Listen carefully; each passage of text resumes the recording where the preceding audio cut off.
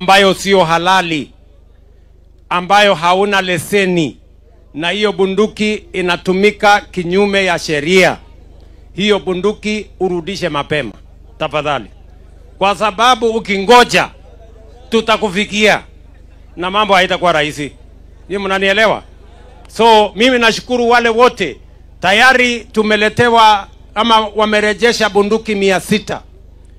Bado tunajua tuko na bunduki zingine ambazo hazijakuja, ambazo bado zinatuletea matatizo. Mimi nataka niwaambie, tunataka wananchi waishi kwa amani. Tunataka wakulima waendelee na biashara yao na wafugaji. Tunataka watoto wetu wasome, tujenge uchumi, tuendeshe Kenya. Mambo ya vita, mambo ya kupiganisha wananchi, mambo ya insecurity, hiyo maneno nimesema tutakomesha. Tunajua imekuwa hapa kwa miaka karibu 30, but imefika siku ya mwisho, na siku ya mwisho ndio sasa. Tunaelewana watu wa Baringo? Si hawa watu kila mtu arudishe bunduki kama maneno bado ijaharibika? Warudishe si namna hiyo? Na wasijidanganye. Sisi tunajua kila mmoja mwenye yako na bunduki. Don't cheat yourself. And we are going to come for it. Tutakuja kuchukua bunduki. Either ulete mapema ama tutachukua bunduki na utajua ile itakupata. Tuachane maneno mingi. Mumehangaisha watu wa Baringo miaka yote. Mumehangaisha watoto wetu na kina mama, mumelete wajane wengi, mumelete mayatima wengi, hatuwezi kukubali tena. Nyinyi mnanielewa jameni?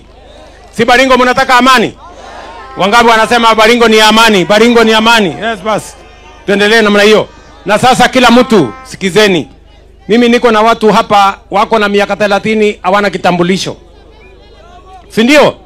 Sasa ile maswali ilikuwa inaulizwa zamani, nimemwambia huyu waziri, hakuna tena kuuliza maswali.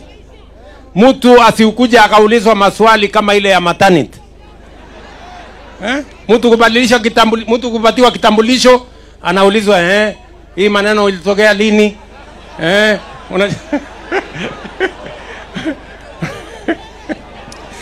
Unajua maswali ya maternity mingi. Si ndio? Sasa mtu kupatiwa kitambulisho kwani anaulizwa maswali mingi ya kitu gani?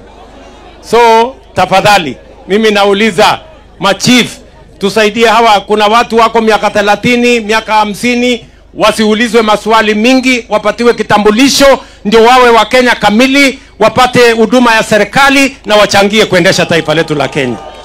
Tumekubaliana jameni? Na sikizeni, pale nyuma kulikuwa kitambulisho inalipishwa shilingi 300. Sasa hiyo malipo ni bure, kitambulisho ni bure. Wewe unaenda unachukua kitambulisho, unapiga foleni, unaondoka. Vile vile hata ile replacement ya kitambulisho ilikuwa 1000. Hata hiyo tumesuspend. Tumesema kila mtu